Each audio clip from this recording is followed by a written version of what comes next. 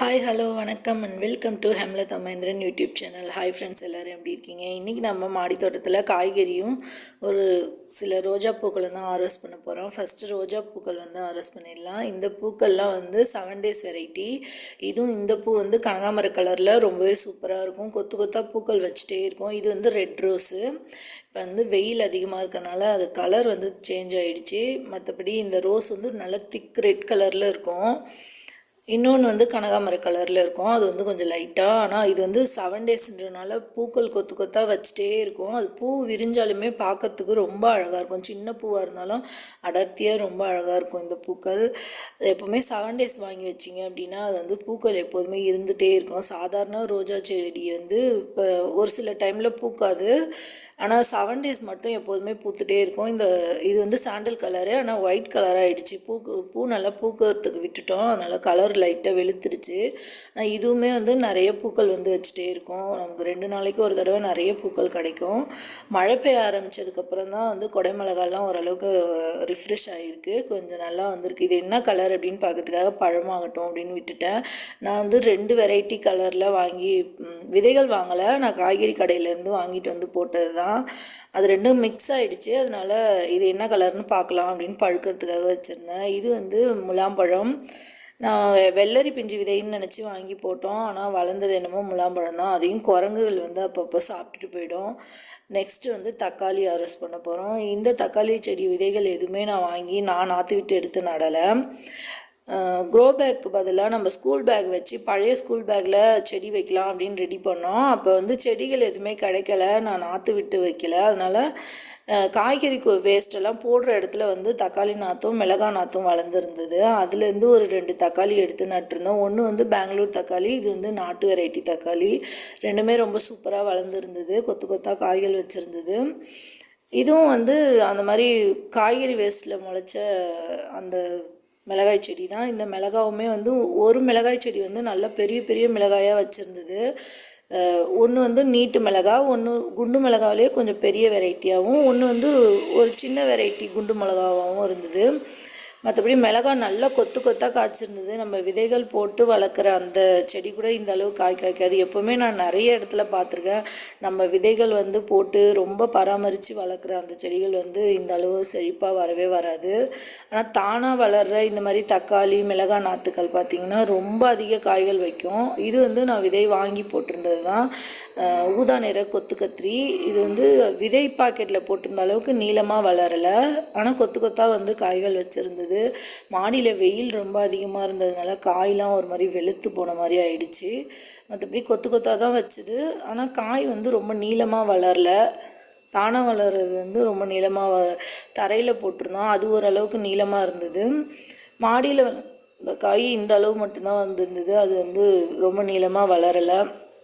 அதெல்லாம் ஹார்வெஸ்ட் பண்ணியாச்சு. நெக்ஸ்ட்டு வந்து வெண்டைக்காய். இது வந்து மலை வெண்டை, சுனை வெண்டை, சிகப்பு வெண்டை, வெள்ளை வெண்டை, என்னென்னு பேர் வைக்கிறதுனே தெரியல.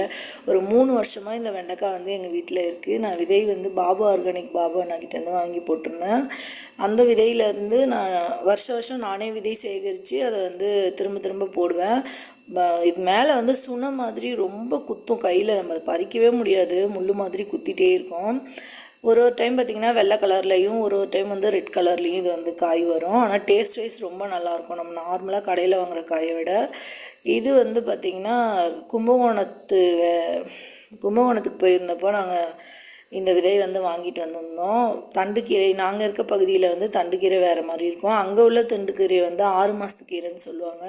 ஒரு கீரை செடியே ரொம்ப பெருசாக வளரும், அந்த வெரைட்டிலேருந்து வாங்கிட்டு வந்து போட்டிருந்தேன். ஆனால் மற்ற செடிகளை விட ஒரே ஒரு தண்டுக்கீரை மட்டும்தான் இந்த அளவு பெருசாக வளர்ந்துருந்தது. மீதியெல்லாம் வந்து ரொம்ப குட்டி குட்டியாக தான் இருந்தது. எல்லாமே ஒரே டைமில் போட்டது தான், ஆனால் இந்த கீரைலாம் அந்தளவு செழிப்பாக வளரல. இந்த ஒரு கீரை மட்டும்தான் நல்லா செழிப்பாக வந்திருந்தது. சரின்னா அதுலேருந்து விதைகள் சேகரிக்கலாம் அப்படின்னு அதை விதைக்கு விட்டுட்டு மீதியெல்லாம் வந்து ஹார்வெஸ்ட் பண்ணியாச்சு. பக்க கிளைகளுமே அதில் நிறைய வச்சுருந்தது, அந்த பக்க கிளைகள் மட்டும் சமையலுக்கு எடுத்துகிட்டு மீதி அப்படியே விட்டுட்டேன். இது வந்து விதை சேகரித்து அப்புறமா ஒரு வீடியோ போடுறேன். இது வந்து சாதாரண தண்டுக்கீரை விதைக்கு விட்டுருக்கேன் க்ரோ பேக்லேயே. அதிலே வந்து புதினா செடியும் வச்சுருக்கேன். ஸோ புதினா கொஞ்சம் ஹார்வெஸ்ட் பண்ணிவிட்டு அதை வச்சாச்சு. இது வந்து மூக்கரட்டை கீரை. எங்கள் வீட்டை சுற்றி நிறையாவே இந்த கீரை இருக்கும். கிட்னி ஃபெயிலியர், கிட்னி வந்து சரியாக ஃபங்க்ஷன் ஆகலைங்கிறவங்களாம் இந்த கீரையை வந்து அடிக்கடி சமையலில் சேர்த்து சாப்பிட்டாங்க அப்படின்னா உடம்புக்கு ரொம்பவே நல்லது. இதிலே வந்து கீழா நெல்லி எல்லாமே இதிலே மிக்ஸ்டாக வளர்ந்துருந்தது. நான் எப்போவுமே ஒரே கீரையே சமைக்காமல் எல்லா கீரையிலேருந்தும் கொஞ்சம் கொஞ்சம் எடுத்து எல்லாமே கலந்து போட்டு செய்வேன். நல்ல டேஸ்ட்டும் நல்லாயிருக்கும். இன்னொன்று இந்த கீரை உடம்புக்கும் ரொம்ப நல்லது. கிட்னி வந்து கல் அது மாதிரி உள்ளதெல்லாம் கூட கரையும், ரொம்ப நல்லது உடம்புக்கு. அதனால் இந்த கீரையோட பருப்பு கீரை, அதுக்கப்புறம் அதுலேயே வந்து ஒரு கீழா நெல்லி எல்லாமே இருந்தது. மிக்ஸ்டாக இதை வந்து பறிச்சுப்பேன் எப்போவுமே. இந்த ஒரே ஒரு கீரை தான், அது எவ்வளோ பெரிய செடியாக இருக்கு பாருங்க. நெக்ஸ்ட்டு வந்து என்னோடய ஃபேவரட் நெய் மிளகா. இதோட விதை வந்து நான் பாபா ஆர்கானிக் எண்ணெய்கிட்ட தான் வாங்கி போட்டிருந்தேன். 2 செடி தான் அந்த ஒரு பாக்கெட் விதையிலேருந்து வளர்ந்துருந்தது. காய் பார்த்தா தெரியவே இல்லை, செடி மட்டும் பெருசாக வளர்ந்துருக்கு, காயே காணுமே. நாங்கள் மேலேயே பார்த்துட்டு இருந்தோம், மேற்பார்வையே பார்க்குறதா அப்படின்னு கீழே ஒரு அடியும் பொண்ணு பார்த்ததுக்கப்புறம் தெரிஞ்சது. பழம்லாம் பழுத்ததுக்கப்புறம் நல்லா செவன்னு ஸ்ட்ராபெரி பழம் மாதிரி கொத்து கொத்தாக தொங்கிட்டு இருந்துச்சு. பார்க்கவே ரொம்ப சூப்பராக இருந்துச்சு. நான் எதிர்பார்க்கவே இல்லை இவ்வளோ காய் இதில் வச்சுருக்கு அப்படின்ட்டு. ஏன்னா நாங்கள் எப்போதும் மேலே பார்ப்போம் தண்ணி விடும்போது, அதில் பார்த்தா காய் இருக்கிறதே தெரியாது. பழங்கள் பழுக்க ஆரம்பித்ததுக்கப்புறம் பார்த்திங்கன்னா அப்படியே சிகப்பு கலரில் அப்படி கொத்து கொத்தாக ஸ்ட்ராபெரி மாதிரி இருந்துச்சு. பறித்து சாப்பிட்லாமா அப்படிங்கிற மாதிரி. ஆனால் செம்ம காரமாக இருக்கும் இந்த பழம். இது வந்து விதை யாரும் கேட்காதீங்க, விதைகள் வந்து சேகரிக்கிறதுக்கு விடலை. என் ஃப்ரெண்ட்ஸோடு இங்கே வந்து கொஞ்சம் ஷேர் பண்ணிக்கிட்டேன். நானும் வீட்டில் வந்து சமையலுக்கு தான் யூஸ் பண்ணிட்டேன். கொஞ்சமாக நானே 1-2 விதைகள் மட்டும்தான் விதைக்காக எடுத்து வச்சுருந்தேன். நெக்ஸ்ட் டைம் நான் வந்து விதைகள் சேகரித்து எல்லாருக்கும் கொடுக்குறேன், சேனலில் சொல்கிறேன். அதுக்கு தகுந்த மாதிரி எல்லாருக்கும் ஷேர் பண்ணவும் கொடுக்குறேன். இந்த தடவை வந்து ஆர்எஸ் பண்ண விதைகள் எல்லாமே, பழங்கள் எல்லாமே நாங்கள் வீட்டுக்கு தான் யூஸ் பண்ணிக்கிட்டோம். இந்த 2 செடியில் ஒன்று மட்டும் நல்ல பெரிய செடியாக வளர்ந்துருந்தது. அதில் மட்டுமே பார்த்திங்கன்னா கிட்டத்தட்ட ஒரு செடியிலேயே 1/4 கிலோவுக்கு மேலே இருந்தது ஒரு தடவை ஆர்எஸ் பண்ணுறது. நெய் வந்து ரொம்ப நெய் வாசனை திகட்டுற மாதிரி தான் இருக்குது. ஒரு முழு மிளகா போட்டோம் அப்படின்னா நம்ம மற்ற சேனல்லலாம் சொல்கிற அளவுக்கு ரொம்ப ஓஹோன்லாம் இல்லை. ரொம்ப அதிகமாக போட்டோம் அப்படின்னா குழம்பே வந்து சாப்பிட முடியாத அளவு செஞ்சிடுது. நெக்ஸ்ட்டு வந்து செடி அவரைக்காய். இது வந்து எல்லா சீசன்லேயுமே வளரக்கூடிய ஒன்று. இதுக்கு பெருசாக சீசன் ஒன்றும் கிடையாது. நான் சீசன் வெயில் டைம்லலாம் வந்து காய்க்கவே இல்லை, பூக்கள் வச்சு கொட்டி போயிட்டே இருந்தது. இப்போ கொஞ்சம் மழைலாம் பெய்ய ஆரம்பித்ததுக்கப்புறம் கொஞ்சம் காய்கள் வந்து நிற்க ஆரம்பிச்சிருக்கு. ஆல்ரெடி நான் இதை வந்து ஒரு வீடியோ கூட போட்டிருக்கேன். இந்த ஒரு செடி மட்டும் விதைக்காக விட்டுட்டு மீதி எல்லாத்தையும் ஒரே டைமில் ஆர்எஸ் பண்ணலாம் அப்படின்னு சொல்லிட்டு பண்ணோம். பார்த்திங்கன்னா ஒரு தடவையிலே ஒரு 2 கிலோ அளவுக்கு காய் வந்து கிடச்சிது. அவ்வளோதான் ஃப்ரெண்ட்ஸ், இந்த மாதத்து காய்கறி ஹார்வெஸ்டிங் முடிஞ்சுது. தேங்க்ஸ் ஃபார் வாட்சிங்.